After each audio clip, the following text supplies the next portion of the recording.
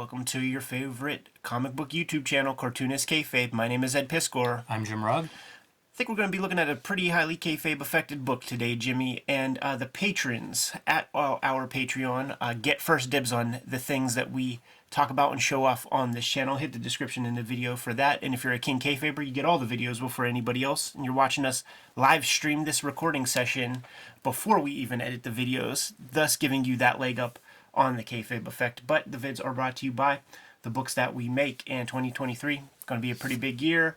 The Hip Hop Family Tree Omnibus is coming to you in 2023. 504 pages, 140 pages of additional material that is not in the original 4 volumes. We're starting the next round of Red Room. Crypto Killers is the name of this season of Red Room comics, and you're looking at the newsstand cover of that issue of Red Room. There's the Jimmy cover, Peach Momoko. I did a fresh variant, and there is a sketch cover. 4 volumes Hip Hop Family Tree, 2 volumes Red Room out there on the stands right now in trade paperback form. 3 volumes X-Men Grand Design, and WYSIWYG is out there.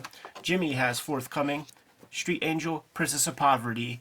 It is a companion piece to Street Angel, Deadliest Girl Alive, trade paperback. You get both books. You have all of the Street Angel comics that Jimmy has drawn and put out to date. He also has Plain Jane's out in the wild and Hulk Grand Design, the Treasury Edition, going fast. Scoop it up sooner than later. Now, Jimmy, we know plenty about comics, man, but we don't know everything. And who knew that Alex Ross wrote and drew a damn Kingdom Come special? What's his title? What's the title of this comic, Jimmy? I'm not sure. Justice Society of America, Kingdom Come Special, Superman #1 shot. We're looking at January of 09 is when this thing got put out into the universe, probably December of 08. But it's written and illustrated by Alex Ross. And key note there, illustrated does not mean painted. Right. Yeah, he didn't go full finishes. But Alex Sinclair, who is a colorist I'm pretty critical about on this channel, I think he does a great job capturing the Alex Ross palette and sells you on the idea. It feels like an Alex Ross comic. It's really interesting, and part of what interested me in this is we looked at that Fantastic Four Alex Ross Abrams book. Go check out that video if you haven't already. And again, it's Alex Ross drawing rather than painting. And I actually prefer his drawings. You would catch them in the past in things like that Awesome Comics source book has a bunch of his drawings. Sometimes it'd be a cover drawing. And I was always impressed by his drawings. So now that he's drawing comics, it's very interesting to see. I don't know, man. It's interesting to me that a guy who's as successful as he is as a painter goes into the drawing, and I think it speaks to his love of comics. It does, yeah, sure. Like, this is, his passion and stuff like that. If he went to do the color on each of these pages, he probably wouldn't have the couple hundred hours it takes to do his Oscar artwork or whatever. Pretty reserved, some of the color choices that Sinclair makes. Like you look back here and it's just flat. And I like that. I wish more colorists would do that. If you want to render a little bit, render your foreground figures, really make them pop, but then use some restraint in different levels. On top of what Alex Ross does, he comes from the illustration world. His mother was an illustrator, and there's a lot of back-end comping that illustrators do that doesn't get seen. And on Alex Ross's YouTube channel, at least in terms of the Fantastic Four, he did color roughs for everything. He just doesn't want to take, or they can't afford to give him the loot to take those hours to put that final piece of the color. That might be the most laborious part of the process for him or something. He also does a good job, especially in this spread, of saturated primary colors in your foreground, which again, I'd love to see more colorists do that. Yeah. And I imagine there were a lot of conversations between Alex Ross and Alex Sinclair. I do too, because Alex Sinclair don't take these lessons to his other stuff. He just doesn't. There's a lot of lessons to learn here. Mixing the lore, right? Like, he's taking the DC universe as we know it, taking his Kingdom Come universe, and mashing them together. Both Supermans, you've just seen them interact. So now the Kingdom Come Superman is in DC proper. Right, and hanging out with the Justice Society characters there. Yeah. I was trying to think about, this is a subdued comic. For all of the hyperbole, and I started to think, what is Alex Ross's style to me? And to me, it's it's hyperbole comes to mind. You just want to see him. You don't want to see this. in Alex Ross. You want to see the costumes and you would see the bombast and the over the top stuff, but he's making a comic where you have to go through this to get to the other joints, man. Yeah, it's interesting that it does, maybe it doesn't suit everything. One of the topics, and we'll probably talk more in depth in the near future about this, is this idea that there are these other approaches. Like, I enjoyed this comic first, I'll say that. But I don't think every comic should be made this way. Right. And I enjoy Charles Schultz, and I don't think every comic should be made that way. And that's a wide spectrum. Yeah. So it is interesting to see like how some of this stuff works. He also painted a Sandman Mystery Theater annual short story, and I have that, and it might be worth looking at because it's again taking, you think of like big gods, the superheroes as gods, as Alex Ross. It's a black and white like 1930s set tale, a street level. So it is interesting to see him kind of exercising his style at these different settings and moods and things. Look at that. Here's Johnny face right there. Yeah. I think I know the reference for that bit right here. Love that panel being all busted up the way it is too. Totally. There's such great stuff. Like good retrospective panels. You could tell in the sepia.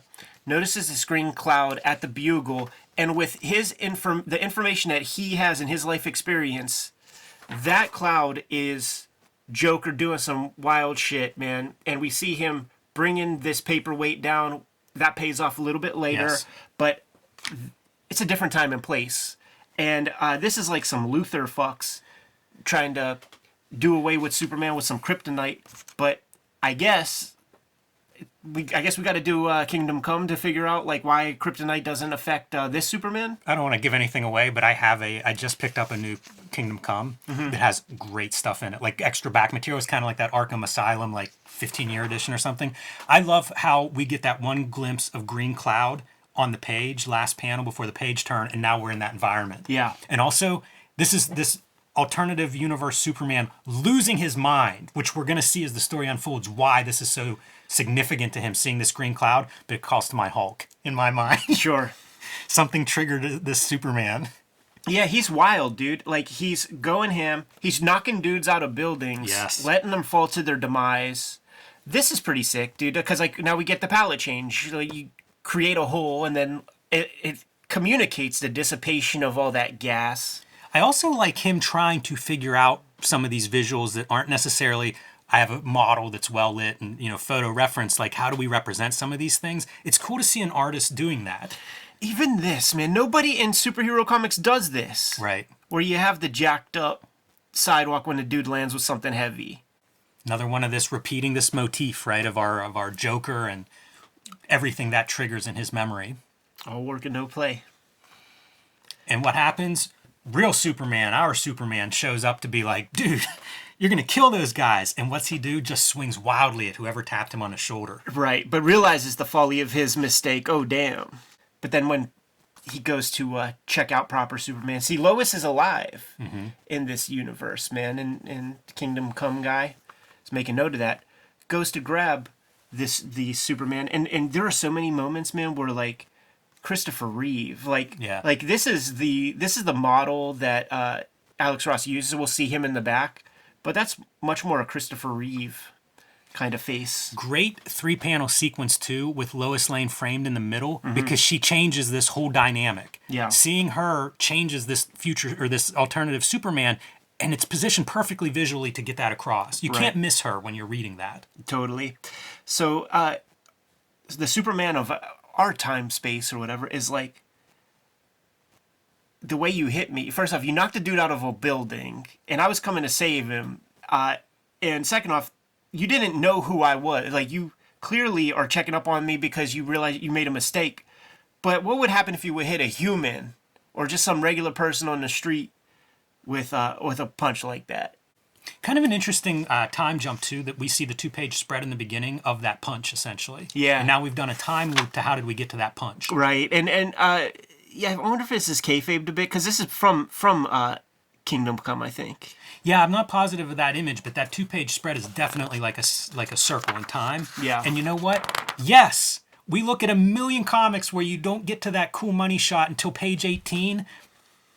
Don't do that. Do this. Find a way to show us what we're paying money to see. So now we got to get Alex Ross's dad into the Yes. into the into the game. model chair.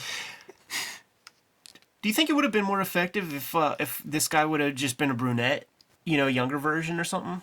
Because isn't Kingdom Come, is that more futuristic? I don't know. I guess it is set in the future, but yeah, maybe. Yeah, that might be a good tip. I didn't even think of that reading it. Because you are getting wisdom from this old dude, so. Right.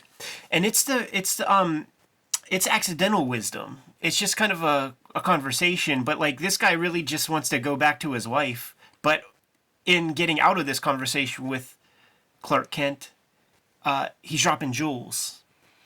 Love how mundane the color palette is here, but not all browns. Like there's a lot of flesh tone. It's a very warm scene.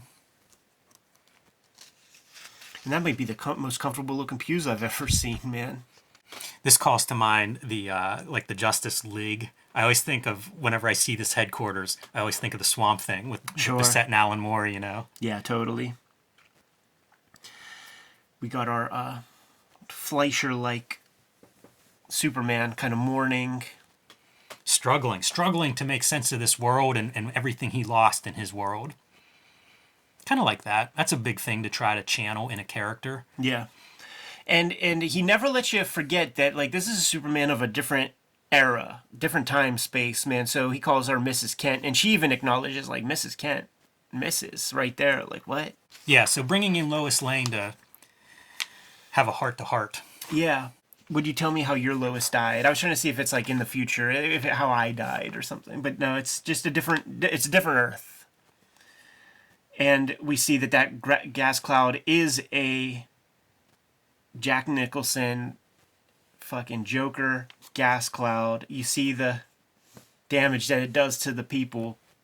Lois comes out, brains him with the fire extinguisher, has a gas mask on. Doesn't do much to that guy, man. He's got like little brains rattling around in there. Picks up that paperweight. You see, far away, Superman doing everything he can to get there as soon as possible, to the point where he's on fire. Yeah, he's a meteor. Breaking the sound barrier. Yeah, and then some. Here's your your Mortal Kombat versus the DC Universe. Ooh, turn the page and really get it. Face off. It's incredible. Now I want someone to make a zine of like the history of Mortal Kombat in comics. Because, I mean, we got at least 15 years here represented this morning.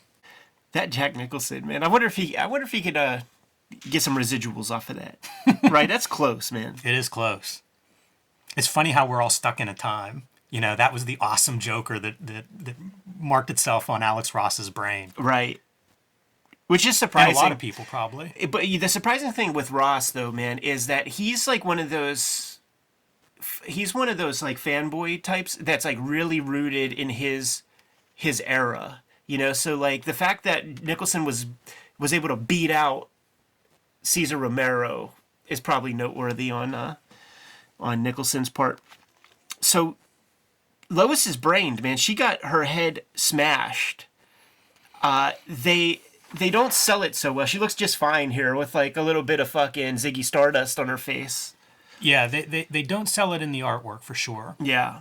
I do think they kind of sell it with like I'm pretty happy with the dialogue exchange. It feels bad. Yeah. Yeah. Like maybe you don't like if you're not going to commit, don't show that angle. Stay at this level. Boy, it is tough, like from an art standpoint. It would be hard to show her just destroy, like her face caved in. Like totally, it'd be a strange thing to see on a page like this. Yeah, and you don't have to. You could be artful. You could be DC Comics about it. That feels very Christopher Reeve-ish. This is great. Her last words are "Don't lose Clark." Right. And it's interesting to see like how this plays out, because Lois from our world is like, "When's the last time you were Clark?" Right. And of course, this is it. As soon as she passes, then he becomes, Extreme Comics. It's a lot of story to fit in there. I don't feel like it's cumbersome. Like for a guy who, I don't know if he had written other stuff before this or not, but I think it's a pretty thoughtful bit of writing in this. And it's tied in clearly to a bunch of Kingdom Come and sequels and all this other stuff. Yeah, I think there's two others. Man, there's a Magog or Mangog, and then there's one other one. Probably a Justice Society. Yeah, maybe. But I don't feel like I need to read those in order to get this, which I think is testament to his ability. It came through here, And this bonus material really highlights that. And this is the stuff I love. These are considered his, this is a rough. Right. This is a rough for him. Might be my favorite Alex Ross work are his roughs. Sure. Consistently. I mean, like, these layouts are phenomenal. You know, all the information is in there. It really is. And I think, like, when he's doing this kind of stuff, he's doing this extra level of thinking of, like, okay, I need to find a good shot of a guy doing this pose. I need to find a good car. Like, he's making notes of, like, the reference that he needs and stuff. But he is solid. And this is a Fleischer Brothers Superman. That's, like, his natural drawing style or whatever. I can't believe how tight these layouts are. And it makes me, I would love to see Alex Ross do a comic like this. Like, go from this to inks, maybe work with an inker, you know, have Steve Rude ink this, or some, you know, somebody that sort of has some makes sense stylistically, but it's all there to me. It's kind of surprising to me how much further he goes. Yeah. Seeing how he gets from here to here, fascinating. And I know that there are people that worship his art. So is it this sort of level of photo reference that people respond to? You know, do you think if somebody were to ink this stuff up from that rough stage, because most of it's there, the gesture's there, a lot of lighting is indicated, I wonder how people would respond to the work then. To me, that would be more in line with traditional comics. Right. You know, kind of a more impression, a little faster, read it a little bit faster. Yeah. Yeah, but it's a spectacle that people really, really respond to. Like, there are cartoonists that draw kind of like this. Yeah. You know? More of these pages. And I love, this is the thing that made me mad at the end of this. He does all this work, does like his detailed pages, and then he writes it, he says. Right. But you can see he's writing it. I think this is what he turned into the editor in the beginning. Yeah. This was like the sort of outline version. Yeah, what we're looking at is basically a piece of typing paper here. He says it's drawn at actual Actual size. So this is how big these pieces are drawn. Gorgeous. Which is extremely remarkable. It really is. Getting, you know, like, you go in with your pencil and try to make eyes that symmetrical with that level of detail in them. There's so much life in these drawings. You know, the idea of like blowing those up and inking them, I'm surprised people haven't done that. Yeah, and it's almost not even inking. It's like, I guess there is. But I think this is about what he does before he goes into color. Mm-hmm. You know, like, I think there's probably more wash. He's indicating much more with pencil. Yeah. Than he would do with his kind of gray wash that he does first, and then he, like, applies the color over top. Yeah, it's a very mysterious process to me. I've never painted that way. It's the materials. Yeah, he uses gouache. Mm-hmm. Yeah, the first time I saw that, like, in some magazine article, probably Wizard. Yeah, I remember just being like, what? How does that work? But I know people that do that with digital, you know? So, like, they'll do this super tight gray rendering, and then they'll do flat, almost like flat color in a digital layer. I remember getting markers as a kid and taking them into a newsprint magazine that had black and white photostat photos, and then taking, like, the peach and coloring somebody's face, and realizing that, like, that's the Technicolor process. That's like the Turner Brothers process whenever he was going in with his billions of dollars and coloring old classics and making everybody mad. It's that exact thing. And then you could look at photos of your grandma and stuff that have that literally airbrush, like the airbrush tool, like, comes from a real life thing. And that's kind of the approach. Yeah, that would be a service. Like, people used to make their living doing that. Yeah. Hand tinting photos. I got some odd ones in my family. Super uncanny valley, Jimmy. Yes. It's very scary. Yeah, this is the part, I think, where he says, you know, after he did all this, then he went in and wrote it. Right. I mean, it's Marvel method. It is, except, like, he's writing so much along the way. Yeah, but what he's saying, what I wrote, I mean, he's not writing any dialogue. Scripting. Yeah, absolutely. Yeah. There's Okay, yeah, so it must be this thing. one of these, there's a Frank Quitely issue, I think, from this. I think they milked this. Like, once they decided they were going to do, you know, the Kingdom and spin-offs and all this stuff, I think they did a bunch. I thought it was earlier. I don't remember when Kingdom Come, was it in the 2000s that the book came out? No. In the 90s, right? Yeah. I thought so too, but this is like a decade later then. Yeah, totally, man. There was nothing for a long time. You know, like, he even did those big-ass books with Paul Dini before this shit. This is way later. But I do have a Quitely in one of these, and it's whenever he's still inking. So it's kind of neat. I think it's The Offspring, maybe, is his issue. Oh, yeah, all the cool little Joker kids and shit like that. What a cool little comic to discover so late, you know? Like, so much of superhero comics is just not for me. And I would prefer that the artist like write his stuff, no matter what level of dude's skill set. So to have a complete Alex Ross vision on the page here is a great document to have. Nice as a complete one-shot, too. Totally. I like a book that actually get a whole story in it. Absolutely, man. Good choice, Jimmy. How bad is comics that you have to say that? Like, I want an issue that has a whole story in it. Yeah, you know. We could go on, man. Kayfabers, like, follow, subscribe to the YouTube channel, hit the bell. We'll notify you when new vids are available. King Kayfabers, get these videos before anybody else thanks to our Patreon. Support the Patreon, you get the videos first as well. You could even watch us record these live, completely mitigating the kayfabe effect. But the vids are brought to you by the books that we make. Jimmy, let the people know. What do you got? Street Angel Princess of Poverty coming out in just a couple of months. You can pre-order that one right now wherever you buy comics. It collects all of the Street Angel comics that are not in Street Angel Deadliest Girl Alive. Complete your collection with Street Angel Princess of Poverty today. You can also pick up my books Hulk Grand Design and The Plain Janes, both available now in print while supplies last. And join me on patreon.com/JimRugg, where you can download out-of-print zines and mini comics, see lots more of my art, and see the comics that I am making right now. Hip Hop Family Tree Omnibus is coming out 2023. You can get a steep discount on it on Amazon right now if you get in quick. 504 pages, 140 pages of new materials that are not in the first 4 volumes of Hip Hop Family Tree. Support that book.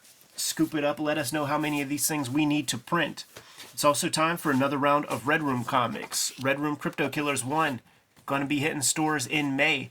Put in your pre-orders right now. There are additional flavors of that first issue cover. There's the Jimmy variant, Peach Momoko. I put one together, and we have a sketch cover variant that is not a retail incentive piece. Anybody could order these. And if you draw some cool Red Room shit on them, tag me in it on social media so that I can spread it around.